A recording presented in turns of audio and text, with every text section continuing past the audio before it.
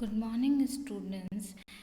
Till now, we have studied in our previous two videos that how tribal art is very significant. हमने पिछले दो videos में पढ़ा कि हमारी ट्राइबल आर्ट कितनी रिच है, कितनी सिग्निफिकेंट है, उसके कितने पैटर्न्स हैं, कितना जो ट्राइबल आर्टिस्ट हैं उस एरिया में कितने पर्टिकुलर होते हैं और उनकी इमेजिनेशन जो बेस्ड ट्राइबल आर्ट है कितनी इफेक्टिव होती है.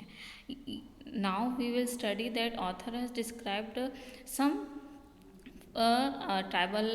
Tribals of India. यहाँ पे अब हम देखते हैं कि जो ऑथर हैं उन्होंने कुछ जो ट्राइब्स हैं हमारी इंडिया की, जो ट्राइबल सोसाइटी हैं, उनके सॉन्ग्स के बारे में और उनके कल्चर के बारे में और उन ट्राइबल कास्ट के बारे में कुछ डिस्क्रिप्शन दिया है, जिसके बारे में हम थोड़ा बहुत ऊपर भी पढ़ चुके हैं. So let's start our chapter further. Amunda song of birth and song. Here in this song it is sung in the Munda tribal society. ये जो सॉन्ग है मुंदा ट्राइबल सोसाइटी में गाया जाता है, जो कि बर्थ और दैट से रिलेटेड है. My mother the sun rose, a son was born. My mother the moon rose, a daughter was born. A son was born, the cowshed was depleted. A daughter was born, the cowshed filled up. So here the song for the birth and death of the person.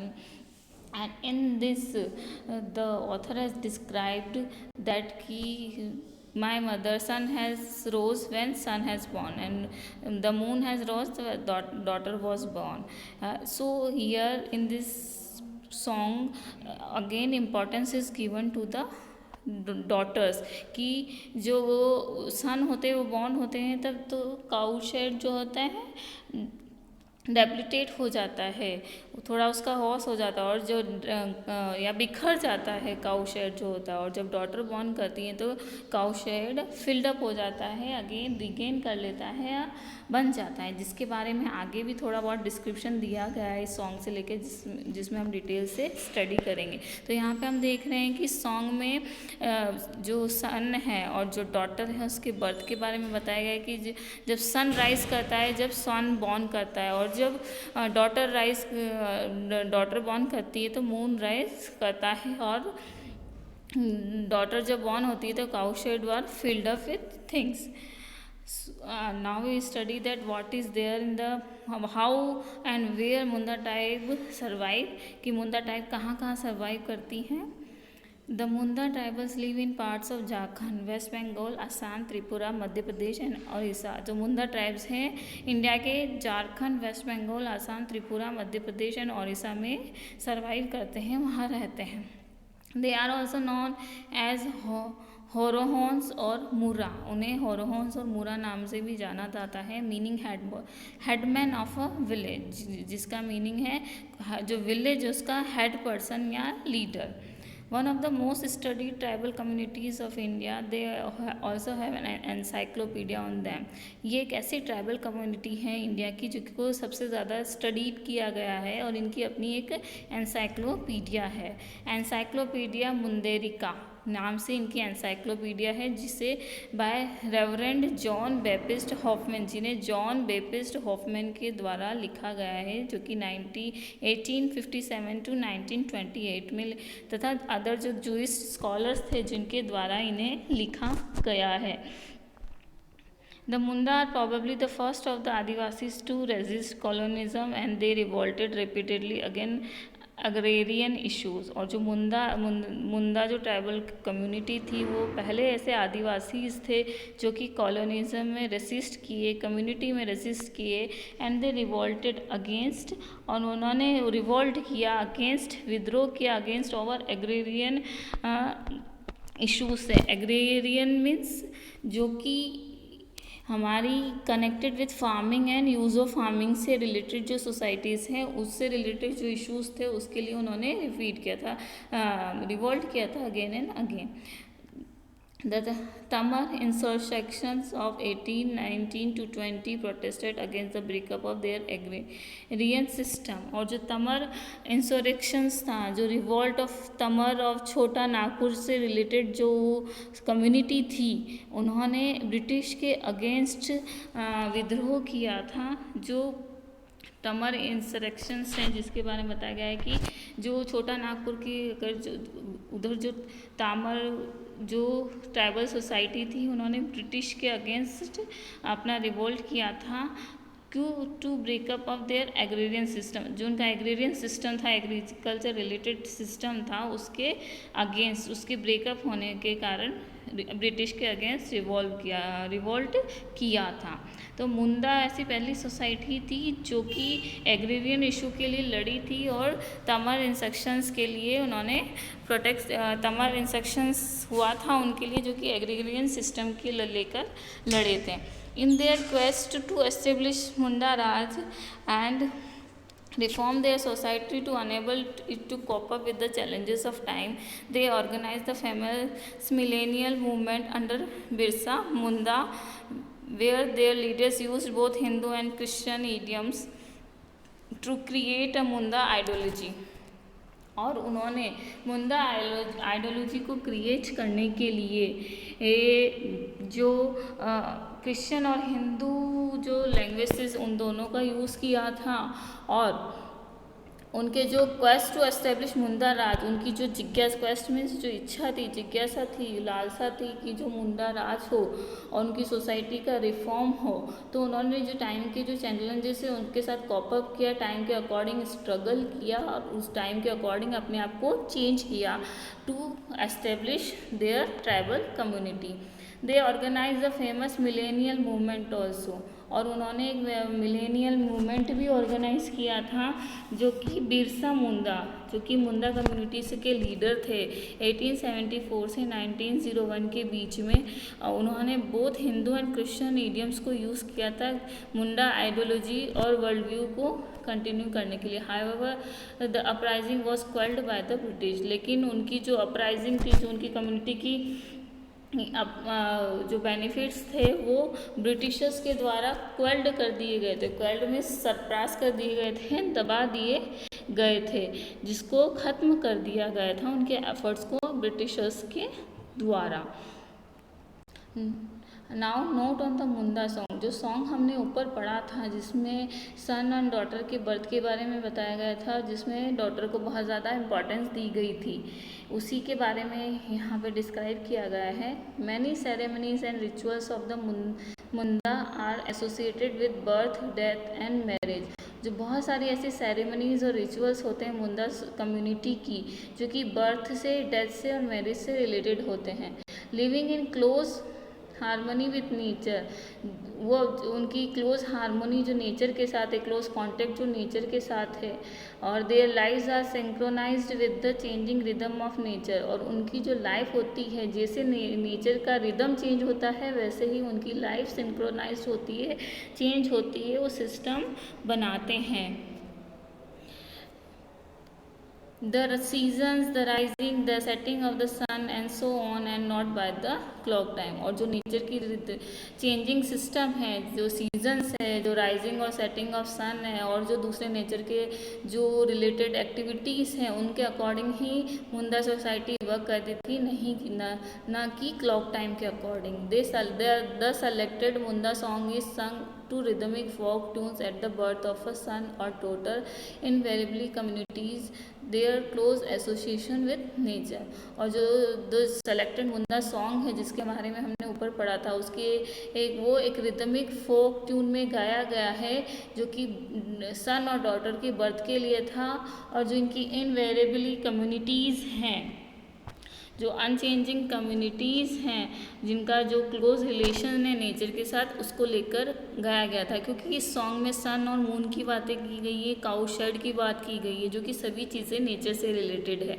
तो इनके जितने भी rituals थे, जितने भी customs थे, वो सभी नेचर से रिलेटेड हैं, और इसी पे इनकी लिटरेचर बेस्ड होता था। Cattle set off to their pastures in the morning and return to their sheds at sundown. जो कैटल्स होते हैं, जो मवेशी पशु पक्षी होते हैं, वो वो पास्चर्स जो चारागाह हैं उसके लिए मॉर्निंग में जाते हैं और इवनिंग को वापस से अपने शेड्स में आ जाते हैं। The birth of a daughter is associated with a cow shade full of cows and that the son of with its depression. और जो बर्थ है वो डॉटर का वो एसोसिएटेड काउ शेड जो कि फुल ऑफ काउस से भरा हुआ है, और जबकि जो सन है उनका बर्थ है वो काउ शेड के डिप्लेशन से। डिप्लेशन मीन्स समथिंग लॉस, कि उस टाइम सब काउस वहाँ से चली जाती हैं, थोड़ा उस काउ शेड लोनली हो जाता है, हास हो जाता है, उससे उससे उसको डिनोट करते हुए सन की बर्थ को शो किया है, और जबकि डॉटर की बर्थ को काउ शेड जो है फुल ऑफ काउ से भरा हुआ है उससे शो किया है। इसका मीन्स है कि वो डॉटर को बहुत ज़्यादा इम्पोर्टेंस देते थे। Clearly the daughter is considered to be a more precious asset than the son. इसलिए इससे क्लियर होता है कि वो डॉटर को बहुत ज़्यादा इम्पोर्टेंट एसेट शो करते थे रेदर देन सन के बनस्पत। This is probably because in Munda society the woman have a dominant role to play. और जो मुंडा सोसाइटी है वो एक डोमिनेंट रोल प्ले करती है सोसाइटी में। The woman have a dominant role to play in various economic social ritual activities. और जो वुमेंस है वो एक डोमिनेंट रोल प्ले करती है various economic social and ritual activities में। सो हमने ये देखा कि कैसे जो मुंडा कम्युनिटीज़ हैं वो नेचर से रिलेटेड हैं। उन्होंने अपनी कम्युनिटीज़ को एस्टेब्लिश करने के लिए एग्रीरियन इश्यूज़ के साथ स्ट्रगल भी किया था, जिसे कि ब्रिटिशर्स द्वारा सरपास कर दिया गया था, दबा दिया गया था। उनका अपना एक एनसाइक्लोपीडिया है और वो कैसे अपनी हर एक्टिविटी को नेचर से रिलेट करते हैं, चाहे वो डॉटर और सन का बर्थ ही क्यों ना हो। अब हम नेक्स्ट कम्युनिटी के बारे में बढ़ते हैं जो कि ये कौंद सॉन्ग है। कौंद सोसाइटी ट्राइबल कम्युनिटी से रिलेटेड है। This we offer to you we can because we are still alive. If not, how could we offer at all, and what? We give a small baby fall. Take this and go away whichever way you came. Go back, return. Don't inflict pain on us after your departure. So again ये कौन society का song है जिसके बारे में हमें नीचे describe किया गया है, जिसे हम पहले पढ़ लेते हैं। A note on the Kond song, जो नोट दिया गया है उसे हम देखते हैं पहले। जो कौन से ऑब्जर्व है number of rituals in connection with birth, puberty, marriage and death with specific folk dances and songs for each occasion. जो कौन जो सॉन्ग ऊपर डिस्क्राइब किया गया है वो उनके जो रिचुअल्स हैं, उनके जो रीति रिवाज जो कि बर्थ से रिलेटेड हैं या प्यूबर्टी से रिलेटेड है। Puberty means when the time when child's body is changing like an adult. और जो ऐसा टाइम, प्यूबर्टी मीन्स ऐसा टाइम जबकि जो चाइल्ड की बॉडी चेंज होती है एक एडल्ट में, कि बच्चा बड़ा हो रहा था, उसे बोलते हैं प्यूबर्टी। उस टाइम पीरियड को प्यूबर्टी कहा जाता है। तो उनके जो रिचुअल्स हैं, उनका जो कनेक्शन है बर्थ से, प्यूबर्टी से, मैरिज से, डेथ से, विद स्पेसिफिक फोक डांसेस, कुछ स्पेसिफिक उनके फोक डांसेस हैं, सॉन्ग्स हैं for each occasion. Her occasion के लिए उनके जो उनके स्पेसिफिक फोक डांस होते हैं, सॉन्ग्स होते हैं जो कि उनके रिचुअल्स को शो करते हैं, जो कि बर्थ, प्यूबर्टी, मैरिज और डेथ से रिलेटेड होते हैं। They believe in the existence of God and Spirit, both benevolent and malevolent। और वो बिलीव करते हैं गॉड्स एंड स्पिरिट्स में। वो गॉड और स्पिरिट, भगवान और आत्मा के अस्तित्व में बिलीव करते हैं। बोथ बेनोवलेंट मीन्स काइंड, कि वो जो कि काइंड हैं बहुत ज़्यादा, एंड मेलोवलेंट मीन्स इविल। तो वो चाहे कुछ भी हो, गॉड हो या स्पिरिट्स हो, उनके दोनों रूल्स फॉर्म्स में, जो कि बेनोवलेंट जो काइंड फॉर्म को शो करता है, बेनोवलेंट जो कि क्रूअल या इविल सेंस को डिनोट करता है। तो उनके जो भी बिलीफ हैं इन दोनों चीज़ों से शो होते हैं। The song here is sung at the death of a person, beseeching the spirit of the dead to stop troubling the living। और जो ये सॉन्ग ऊपर जो गाया गया है वो उस पर्सन के लिए, उस पर्सन की डेथ पे गाया जा रहा है, जो कि जिसकी या बिसीचिंग कर रहे हैं, स्पिरिट, उसकी स्पिरिट से बिसीचिंग कर रहे हैं, विनती कर रहे हैं, रिक्वेस्ट कर रहे हैं। जो सॉन्ग जिसमें हम सुन रहे हैं उसमें कहा जा रहा है कि the spirit of the dead to stop travelling the living. जो स्पिरिट ऑफ डेड पर्सन है, जो डेड पर्सन की जो आत्मा है, वो किसी भी लिविंग पर्सन को ट्रबल नहीं करे, किसी को भी परेशान न करे।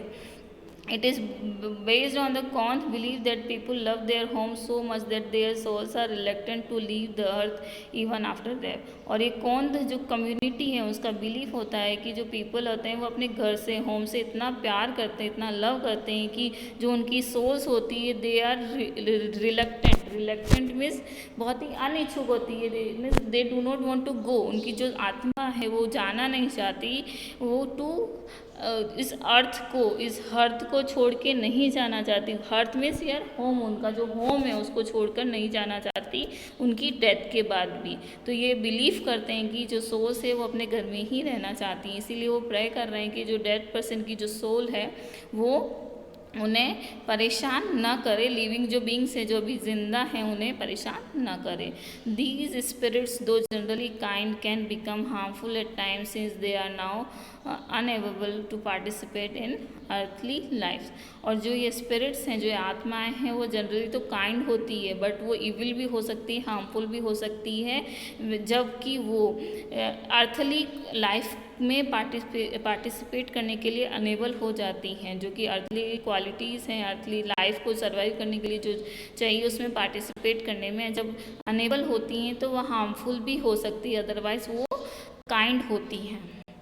It is therefore customary to make generous offering to the spirit. इसीलिए कस्टम है, कस्टमरी में से कस्टम है टू मेक जनरस ऑफरिंग कर रहे, जनरस प्रे कर रहे हैं टू द स्पिरिट, उस आत्मा से एक प्रे कर रहे हैं। एक ये ऐसा कस्टम है कि वो लिविंग बींग्स को कोई भी प्रॉब्लम ना क्रिएट करें। The song begins by saying that the dead spirit will be able to receive offerings only if the other in the family continue to live and prosper। तो ये जो song है वो ऐसे कहते हुए स्टार्ट हो रहा है कि जो डेड स्पिरिट है वो तब ऑफरिंग्स या प्रेयर को रिसीव करेगी जबकि उस फैमिली का जो कोई लिविंग पर्सन है, others in the family continue to live and prosper, उस फैमिली का जो दूसरे पर्सन्स हैं वो लिव और प्रॉस्पर करते रहें, तभी वो जो स्पिरिट है वो उन्हें कोई प्रॉब्लम नहीं क्रिएट करेगी और उनकी प्रेयर को एक्सेप्ट करेगी कि उनके फैमिली मेम्बर्स ग्रो करने चाहिए, प्रॉस्पर करने चाहिए। They reveal their willingness to do anything to make the spirit happy. और वो कुछ भी करने को तैयार हैं उस स्पिरिट को हैप्पी करने के लिए। In return the spirit must also promise not to trouble them with its visits. और रिटर्न में वो ये चाहते हैं कि जो स्पिरिट है वो भी ये प्रॉमिस करे कि वो दोबारा वहाँ पर नहीं आएगी उनके लोगों को प्रॉब्लम करने के लिए, ट्रबल करने के लिए। तो इस सॉन्ग में जो है वो ये प्रे कर रहे हैं कि उसे ऑफरिंग प्रे कर रहे हैं कि तुम यहाँ से चले जाओ और यहाँ के लिविंग बींग्स हैं उनको ट्रबल मत करना। बट ये बिलीफ भी है कि जो डेड स्पिरिट होती है वो तभी ऑफरिंग रिसीव करती है जब उनकी फैमिली के मेंबर ग्रो करते हैं, प्रॉस्पर करते हैं, और वो अपनी उस स्पिरिट को हैप्पी करने के लिए कुछ भी कर सकते हैं, बट उन्हें बस यही प्रॉमिस चाहिए कि वो उन्हें ट्रबल ना करे उनकी विजिट को देखकर। अब हम कौन जो ट्राइब है उसके बारे में कुछ पढ़ लेते हैं जो कि हमारे ऊपर नोट लिखा हुआ है। हम वापस से ऊपर की तरफ आते हैं। A note on the Kondh tribe. The term Kondh is most probably derived from the Dravidian word Konda, meaning hell। और जो Kondh जो वर्ड है, टर्म ली गई है, वो ड्रेविडियन वर्ड है एक कोंडा जिसका मीनिंग होता है hill. Divided into several segments and distributed over the district of Andhra Pradesh. और ये जो कम्युनिटी है वो सेवरल सेगमेंट्स में डिवाइड की हुई है और जो आंध्र प्रदेश के विभिन्न डिस्ट्रिक्ट्स में डिस्ट्रीब्यूटेड है। ये बेसिकली जो आंध्र प्रदेश है वहाँ पर लिविंग करने वाली कम्युनिटी है बेसिकली। ये आंध्र प्रदेश, छत्तीसगढ़, मध्य प्रदेश, महाराष्ट्र और उड़ीसा एरिया में ज़्यादा सर्वाइव करती है, उसके विभिन्न डिस्ट्रिक्ट में ज़्यादा सर्वाइव करने वाली कम्युनिटी है Kondh community. These hill people speak the Kondh language though, और चूँकि इसका मीनिंग ही हिल है तो ये बेसिकली जो हिली एरिया है वहाँ ज़्यादा रहती है, तो वो ये हिल पीपल जो होते हैं वो कोंध लैंग्वेज ज़्यादा स्पीक करते हैं। Though most of them are bilingual. जो कोंध लैंग्वेज तो यूज़ करते हैं लेकिन वो मोस्ट ऑफ देम होते हैं बायलिंगुअल। बायलिंगुअल्स में they are speaking 2 languages, 2 languages बोलने वाले होते हैं। And so convergent with the major language of the state to which they belong. और वो जो कन्वर्जेंट करते हैं, मतलब कन्वर्स करना, बातचीत जो करते हैं, वो बेसिकली उस स्टेट से रिलेटेड होती है जिसमें वो सर्वाइव कर रहे हैं, जहाँ पे वो रह रहे हैं, जिससे वो बिलोंग करते हैं, वहाँ की मेजर लैंग्वेज वो बोलते हैं। क्योंकि ये बायलिंगुअल होते हैं तो बेसिक जो वो कन्वर्सेशन होता है उनका, जिस स्टेट में वो रह रहे हैं, जो कि हमने ऊपर पढ़े थे कि वो आंध्र प्रदेश, छत्तीसगढ़, मध्य प्रदेश, महाराष्ट्र, उड़ीसा में ज़्यादातर रहते हैं उनके डिस्ट्रिक्ट्स में। तो जहाँ पर वो रह रहे हैं और जहाँ उनकी जो रीजनल लैंग्वेज है उसमें ज़्यादा कन्वर्स करते हैं, और वो कौंद लैंग्वेज भी बोलते हैं क्योंकि ये बायलिंगुअल होते हैं। The Kond region is a mixture of the traditional faith of the Adivasis Hinduism. और जो कौंद रिलीजियन है वो मिक्सचर है ट्रेडिशनल फेथ का, आदिवासीज और हिंदुइज्म के जो ट्रेडिशनल फेथ है, परंपरागत विश्वास जो है, उसका मिक्सचर है कौंद religion. They do not have any dowry system, but they do fix a bride price that the groom pays to the bride either in cash or in kind। और उनका कोई डवरी सिस्टम नहीं है, बट उनके bride के लिए एक fix price होता है जिसको कि ग्रूम को पे करना होता है ब्राइड को, एदर इन कैश और अदर सोर्सेज में, चाहे वो कैश में करे या और किसी वे में, एक फिक्स प्राइस होता है उसे पे करना पड़ता है। तो ये थी कौंद कम्युनिटी जो कि कौंद लैंग्वेज बोलती है, और जो बायलिंगुअल होते हैं, जो जिस स्टेट में रह रहे हैं उसकी लैंग्वेज भी बोलते हैं, और ज़्यादातर इनका जो है हिली स्पीच होती है, हिल स्पीच से बिलोंग करते हैं। अब हमारी जो तीसरी जो कम्युनिटी है ट्राइबल कम्युनिटी, उसके बारे में जो ऑथर ने डिस्क्राइब किया गया है उसका उनका सॉन्ग हम स्टडी करते हैं, आदि song for the recovery of lost health. जो आदि कम्युनिटी है उसका एक सॉन्ग है जो कि रिकवरी ऑफ लॉस्ट हेल्थ, जो हेल्थ खो चुकी है उसकी रिकवरी पे है। O my beloved one, if you lost your health due to ill luck, if I come forward here to save you with this amulet to call back your lost health, listen to the sound of this sweet ornament and follow me to your sweet home. I tie this ridden creeper to fasten your soul to your body. Follow the footprints of this cow. Come, come with me to your home. तो ये सभी basically उनकी regional languages में है, tribal languages में है, जिसे कि ट्रांसलेट किया गया है, चाहे वो कौंद का हो, चाहे मुंडा सोसाइटी का हो, चाहे आदि सॉन्ग हो, ये सभी इंग्लिश में ट्रांसलेट किए गए हैं। Originally they were in their Adivasis language.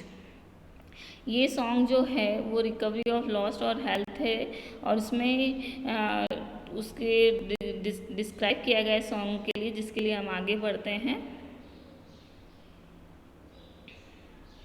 यहाँ पे एक नोट ऑन सॉन्ग दिया गया है, जो सॉन्ग ऊपर हमने स्टडी किया है उसमें लिखा गया है, the song selected here is actually a mantra. ये जो सॉन्ग ऊपर सेलेक्ट किया गया वो एक मंत्र है, that is chanted in Miri Agom to learn, जो कि चांट किया जाता है मीरी ऑर्गम लैंग्वेज में, टू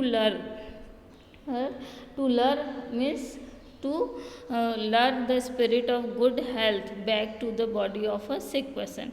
कि to bribe, एक तरीके से जो good health की जो spirit है उसे वापस लाइव करने के लिए, उसे वापस लाने के लिए एक लालच दिया जाता है, एक ब्राइब दी जाती है, और ब्राइब के तौर पे वो ये सॉन्ग चांट करते हैं जो कि एक मंत्र है, the body of a sick person. एक ऐसा सॉन्ग है जो कि स्पिरिट ऑफ गुड हेल्थ को बुलाने के लिए किया जाता है, ताकि वो वापस आ जाए और जो सिक पर्सन है उसकी बॉडी से बीमारी दूर चली जाए। The Adi believe that a person falls ill when the spirit of good health abandons the body due to some shock it may suffer.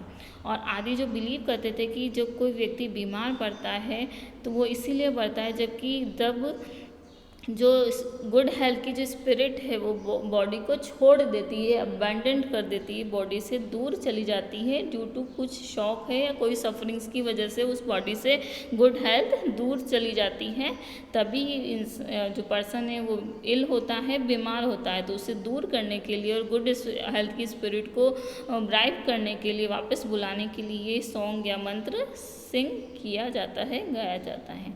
The above lines are chanted in a ritual perform by the maternal uncle of the sick person. और जो about जो lines हमने पढ़ी हैं वो chant की जाती हैं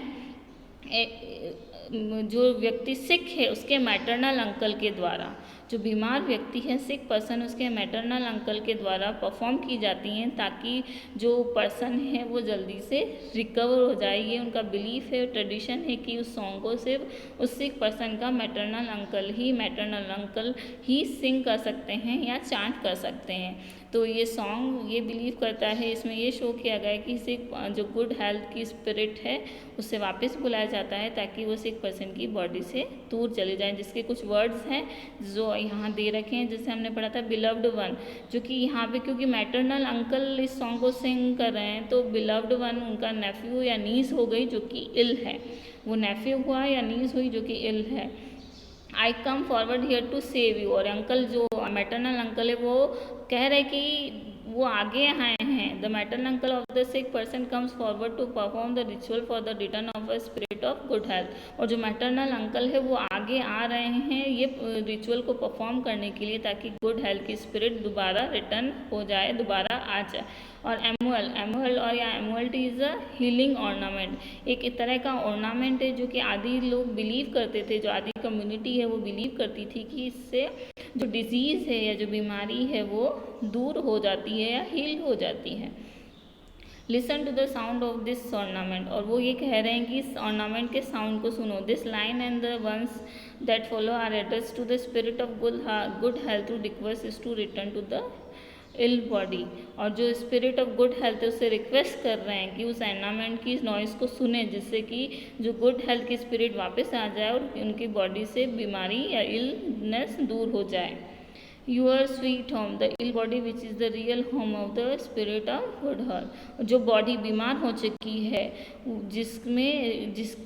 जिसका रियल होम कौन सी बॉडी स्पिरिट है, गुड हेल्थ, उस बीमार बॉडी के अंतर्गत जो स्पिरिट है गुड हेल्थ आ जाए, जो कि उसका रियल होम होती है उस पर्सन के लिए, उसका रियल होम उसकी गुड हेल्थ होती है, वो वापस आ जाए।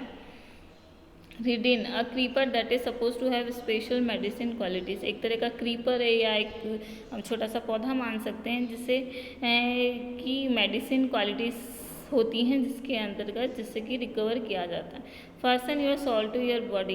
The ridden creeper will tie the spirit of good health to the body to ensure its continued presence. और जो ये ridden creeper है, creepers क्या होते हैं, जो किसी के जो ज़मीन पे लंबे लंबे फैले जाते हैं, जो फैलते रहते हैं। तो एक रीडिंग क्रीपर की जो मेडिसिन है वो पर्सन की बॉडी पर टाई कर दी जाती है और बिलीव किया जाता है कि जो स्पिरिट ऑफ गुड हेल्थ है वो उसकी बॉडी पर हमेशा रहेंगी, कंटिन्यू रहेंगी।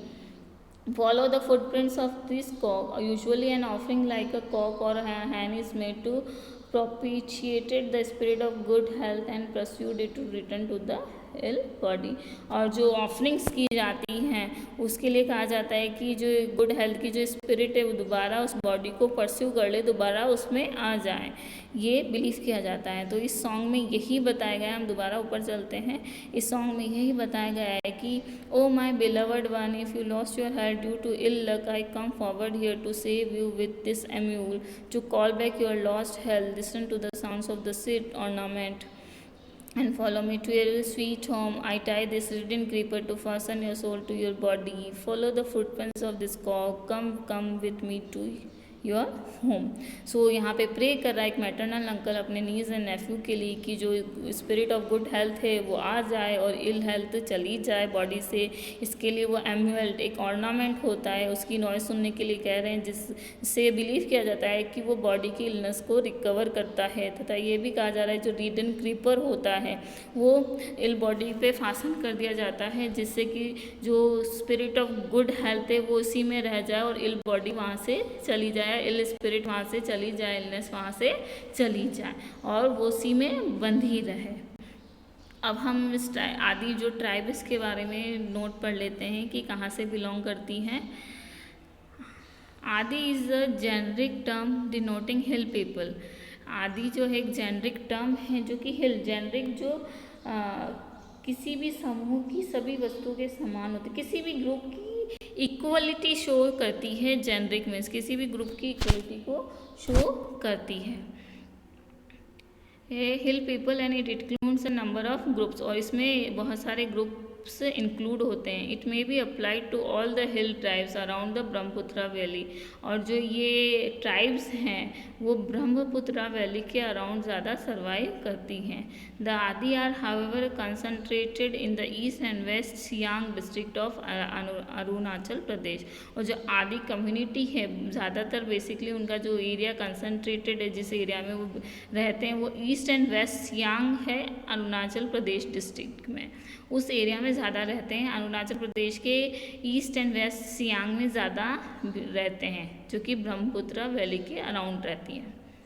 They believe that every object in universe, be it human beings, animal, trees or birds, have a spirit that need to be nourished and propitiated, और ये believe करते हैं कि जो भी इस यूनिवर्स का नेचर है, चाहे वो ह्यूमन बींग्स हैं, एनिमल्स हैं, ट्रीज हैं, बर्ड्स हैं, हैव अ स्पिरिट, उनकी एक स्पिरिट होती है जिनके नरिश करने की ज़रूरत होती है और जिन्हें प्रोप्रिशिएटेड करने की ज़रूरत होती है, कि उसे कोई भी नाराज़ व्यक्ति को शांत करना पड़ता है, कि उनको अगर वो नाराज़ हैं तो उन्हें प्रोप्रिशिएटेड मीन्स उन्हें शांत करना पड़ता है। Dependent on nature for many of their needs, ये आदि कम्युनिटी है वो नेचर पे ज़्यादा डिपेंडेंट करते हैं अपनी नीड्स को पूरा करने के लिए। They believe that equilibrium in nature must always be maintain, और वो ये भी बिलीव करते हैं कि नेचर में संतुलन होना चाहिए, इक्विलिब्रियम होना चाहिए, बैलेंस होना चाहिए, वो हमेशा मेंटेन किया जाना चाहिए नेचर के साथ। Even though hunting is considered not just a means of procuring food but also an expression of courage and skill, और even though ये बिलीव करते हैं कि जो हंटिंग होती है वो just means of procuring food, वो फूड को प्रोक्योर करना है, कठिनाई से प्राप्त करने वाला ही नहीं मानते हैं कि हंटिंग से बहुत मुश्किल से फूड मिलता है, तो वो ये प्रोक्यूरिंग में तो बहुत ही हार्डली या मुश्किल से मिलना, तो वो ये सिर्फ यही ही नहीं मानते कि हंटिंग जो है खाली फूड को प्राप्त करने का एक सोर्स है, बल्कि वो ये भी मानते हैं कि it is an expression of courage and skill, और वो ये भी बिलीव करते हैं कि करेज होता है इसे करने के लिए और स्किल की ज़रूरत होती है। They still believe that human beings must hunt for survival not for greed, और वो ये भी बिलीव करते हैं कि जो ह्यूमन बींग्स हैं उन्हें हंटिंग जो करनी चाहिए वो सर्वाइवल के लिए करनी चाहिए, ग्रीड के लिए नहीं करनी चाहिए, लालच के लिए नहीं करनी चाहिए, सिर्फ अपने सर्वाइवल के लिए करनी चाहिए, जिससे कि वो सर्वाइव कर सके या जिंदा रह सके। The Adi have two major languages that they use for two different purposes, और आदि जो कम्युनिटी है उनकी 2 लैंग्वेजेस हैं जो कि 2 डिफरेंट पर्पसेस को शो करती है। The language for routine conversation is called आदि एगम, और जो लैंग्वेज जो रूटीन कन्वर्सेशन के लिए होती है वो आदि ओंगम में होती है, जिसके बारे में हमने ऊपर पढ़ा था, जो सॉन्ग था वो आदि ओंगम लैंग्वेज में था, जिससे कि इंग्लिश में ट्रांसलेट किया गया था। और जो दूसरी लैंग्वेज होती है वो still in use in Miri Mongam, a highly rhythmic language used highly Miri Mongam. The second major language still is in use is Miri Mongam, sorry जो ऊपर जो लैंग्वेज थी वो मिरी मोंगम थी, जो कि मेजर लैंग्वेज होती है उनकी second. A highly rhythmic language use for chanting during their rituals, और जो मिरी मोंगम लैंग्वेज है वो कि चैंटिंग में यूज़ की जाती है, जो कि उनके रिचुअल्स में परफॉर्म होती है, जैसे कि हमने ऊपर उनके सॉन्ग में पढ़ा था कि उनके रिचुअल्स को वो चांट करने में मिरी अगोम लैंग्वेज का यूज़ किया जाता है, और जनरली जो वो टॉक करते हैं वो आदि अगोम लैंग्वेज में टॉक करते हैं। The headman of the village is generally the best hunter as well as an expert in Miri Agom, और जो हेडमैन होता है उस विलेज का लीडर जो होता है उस कम्युनिटी का, वो जनरली बेस्ट हंटर होता है और ऑल्सो एक्सपर्ट होता है मिरी अगोम में। मिरी अगोम जो लैंग्वेज है उसमें बहुत एक्सपर्ट होता है। Both languages are living languages and rituals and ceremonies provide the occasion for the teaching of Miri Agom to the younger generation, और जो इनकी दोनों लैंग्वेजेस हैं, बोथ लैंग्वेजेस हैं वो लिविंग लैंग्वेजेस हैं, और उनके जो रिचुअल्स और सेरेमनीज होती हैं जो कि डिफरेंट ओकेशन पे परफॉर्म की जाती हैं वो मेरी अगम की टीचिंग के लिए यूज़ की जाती हैं, जो कि यंगर जनरेशन को टीच करते हैं ये लोग। जितने भी रिचुअल्स और सेरेमनीज पे जो मेरी अगम जो लैंग्वेज यूज़ की जाती है या चांट की जाती है वो यंगर जनरेशन को सिखाने के लिए की जाती है।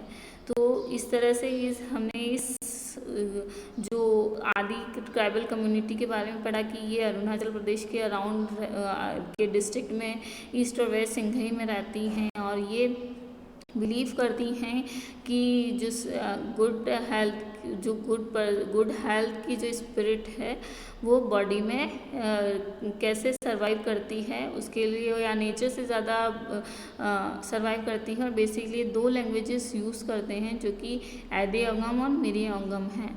तो इस पार्ट में हमने ये पढ़ा कि जो ऑथर हैं उन्होंने जो इंडिया की 3 बेस्ट ट्राइबल कम्युनिटीज़ थे उनके बारे में डिस्क्राइब किया, जिसमें मुंडा ट्राइबल कम्युनिटी जो कि सबसे स्टडीड की जाने वाली सबसे बड़ी कम्युनिटी है जिनकी अपनी एनसाइक्लोपीडिया है। दूसरी जो कम्युनिटी उन्होंने कौंद कम्युनिटी के बारे में बताया और थर्ड जो कम्युनिटी है ट्राइबल वो आदि कम्युनिटी है जिनके अपने कल्चर हैं, जिनके अपने रिचुअल्स हैं, जिसके बारे में ऑथर ने हमें डिस्क्राइब करने की कोशिश करी है।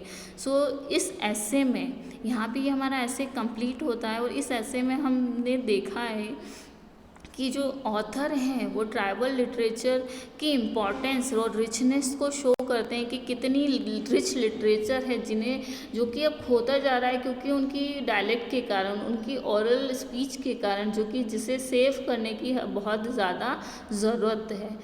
So he has made an effort to keep the tribal spirit up or to keep the literature of tribal community safe on this Indian society और on this world।